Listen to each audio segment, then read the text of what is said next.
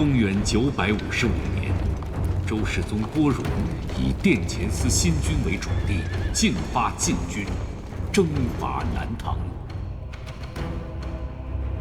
吴越国主钱弘处奉周世宗诏令，整军北上湖州、苏州等地，配合朝廷大军，牵制南唐东线兵力。11月，周世宗愈加亲征，拉开了三征南唐的序幕。周军沿淮河，水陆并进，势如破竹。至公元956年初，先后攻占滁、阳、泰等州，但在围攻淮南军事重镇寿州时，因南唐大将刘仁善拼死抵抗，周军久攻不下。4月雨季来临，淮水暴涨，周世宗不得不暂行班师。公元957年2月，周世宗再征南唐。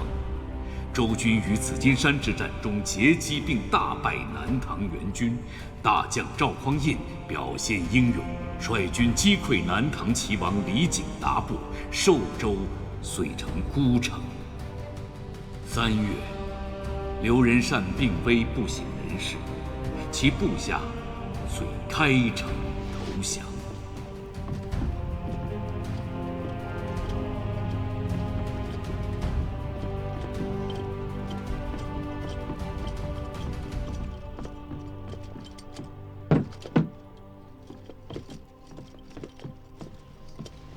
小臣，寿州监军周廷构。淮南，营田副使孙宇。恭迎圣朝皇帝陛下，万岁万万岁！陛下万岁万岁万万岁！刘太尉身染沉疴，不能起身，望陛下恕罪。是尔等要降，还是你家太尉要降？启禀陛下，是我家太尉。说实话，允尔等不死。回禀陛下，小人等早有归降圣朝之意，奈何太尉他一直不允，这才牵延了许多时日，望陛下恕臣等之罪啊！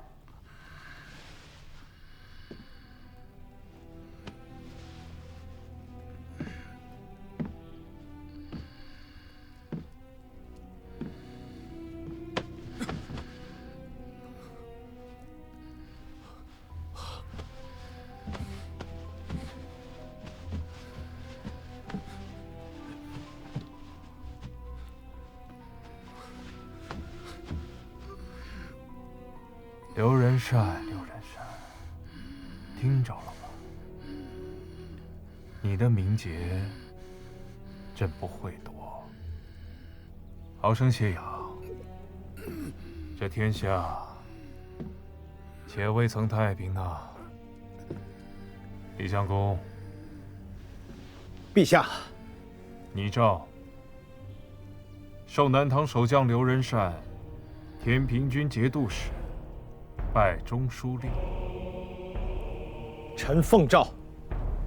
小谕各军：依城下寨，无诏不得入城。凡伤人、劫掠、奸淫者，斩。诺。推诚保德安邦，治理中正功臣，左右金吾卫上将军、镇军大将军，天下兵马都元帅，领镇东、镇海两军节度使，开府仪同三司、尚书令，兼杭州、越州大都督、上柱国、太尉、吴越国王。臣钱弘处参见陛下。陛下万岁万岁万万岁！前往平身。谢陛下。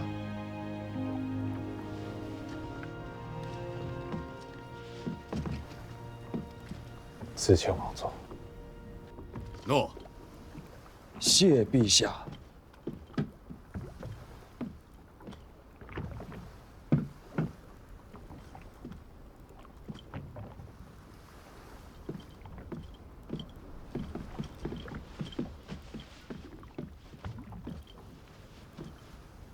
今世一别10年了。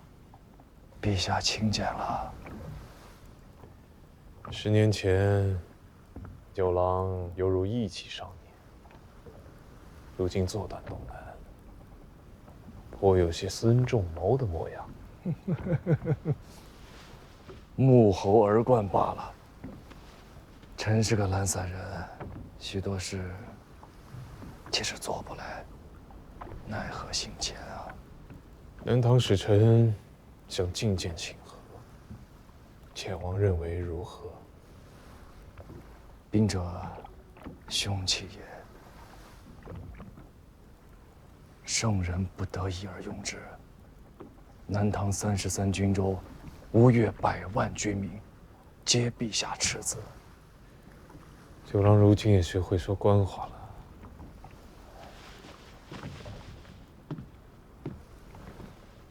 臣说的是实情啊。哦，朕今天就看在你前王的面子上，见他一见。陛下有诏，宣南唐使臣觐见。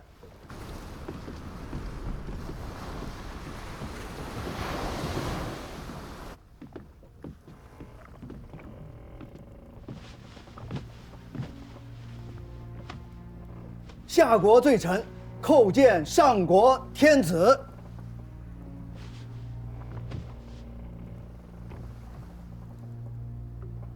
朕读春秋，未尝闻有上下之国也。罪臣万死。罪臣待我主启陛下，息雷霆之怒，休割止战，以全民生。我主愿以江南之玉帛，奉圣朝之望朔，岁修共事，以恕罪愆。怕不是有些晚了。臣闻唐尧有德，其人如天，痛百姓之离罪，有众生之不遂。虞舜有义，其术如泽，奉古木之副叟，养警觉之地象。陛下圣德巍巍，宽怀荡荡，以仁义治天下，何在乎早晚？你是李从家？正是下臣。你的书读偏了。这不是私仇，这是公罪。朝廷并无穷仇问谏之心，而李家却有裂土分国之罪。这不是你几句不由衷的好话便能糊弄过去的。不要说朕不是3代圣君，即便今日是尧舜亲临，尔家也难免4兄之放。前王，你以为呢？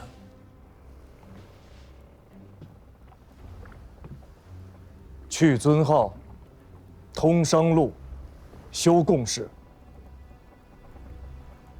江南之地，陛下或可许他家1、2世恩荣。听明白了吗？罪臣听明白了。罪臣这便带着陛下诏谕回转江宁。我主聪睿，必不失陛下所望。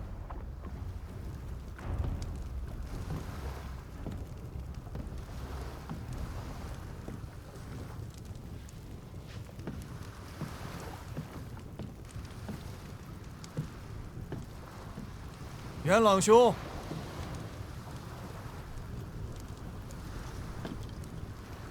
夜色不早了，大王早些歇息吧。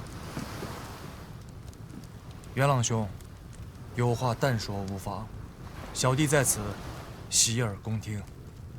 下官位卑言轻，不敢以下犯上。元朗兄是在怪我，白日间没有劝谏陛下平灭南唐，以全金瓯。大王可知，朝廷为了这一战，准备了多少年？大王可知这一仗死了多少人吗？大王乃是东南之主，天下兵马都元帅，国之重臣，一言可兴邦，一言可灭国。大王想留着南唐给吴越做屏障，由不得陛下不从。只是可惜了，萧逸哥这些年来栉风沐雨，励精图治，夙夜忧心。他把心血熬干了，才换来了今日这场轩赫大胜。没想到，大王今天几句话，便给南唐留下了33个州郡，10余万的兵马，给他们留下了裂土分国、割据一方的本钱。这些事，陛下不懂吗？这场仗打了1年多了吧？大军的粮草还有多少？各营将士，战没者几何？伤病者几何？离家一载，顾念妻儿者又有几何？元朗兄是做将军的，这些事儿，难道不知吗？朝廷大军乏粮，可吴越有粮；朝廷大军久战疲惫，可吴越有兵。南唐能不能灭，李家能不能降，得看吴越这位国主心里装的到底是天下苍生，还是东南小朝廷的一己之私。不干酒廊的事。朕要减免河南各州县3年的钱粮，淮南新定也要减免3年的钱粮。也就是说，这3年之内，朝廷只能靠着贡书、商事以及关中、河北两地的税赋过日子。不是不想再打，实在是打不动了。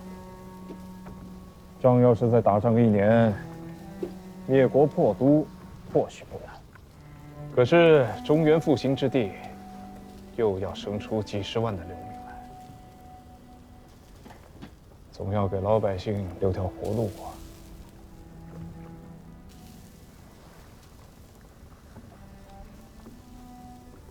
人活着，才能够继续耕田屯垦；人活着，才能继续缴纳税赋；人活着，才能够生儿育女，滋养人丁。朕为天子，既求山河之一统，也要顾及百姓之民生。这样的朝廷，才称得上是正数。吴越国中近些年行包税之制，记下些钱粮银券，金岁贡书，可以翻倍。朕收了。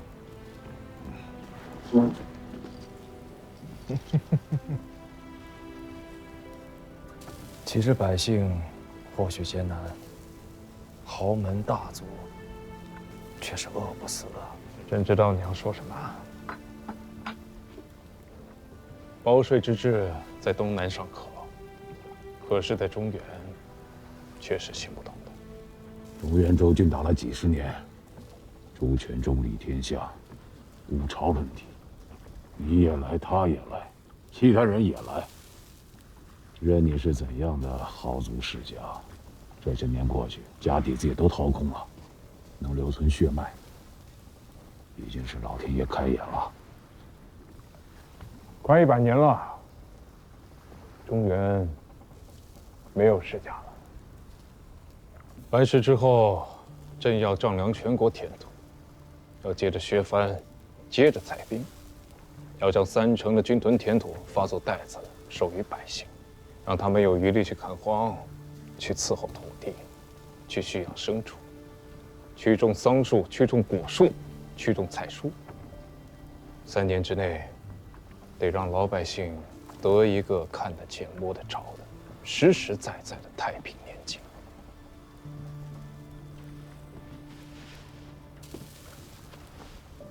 指着太平年景4字，兄长便实实在在的是这天下之主。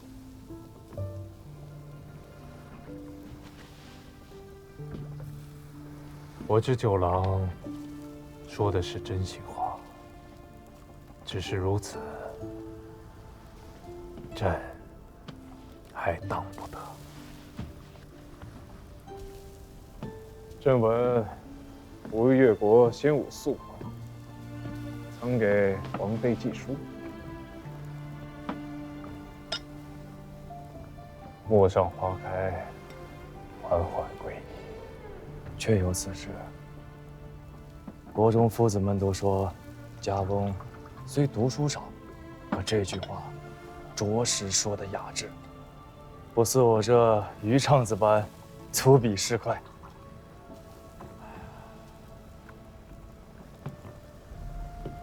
望天下烽火平息，望世人安居乐业。陌上花开，缓缓归矣。九郎，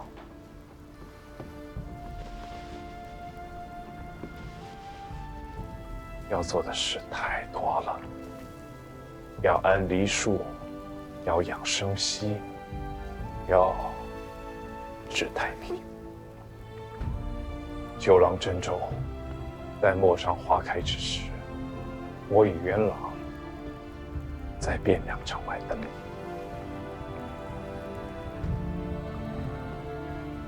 臣前鸿处奉诏。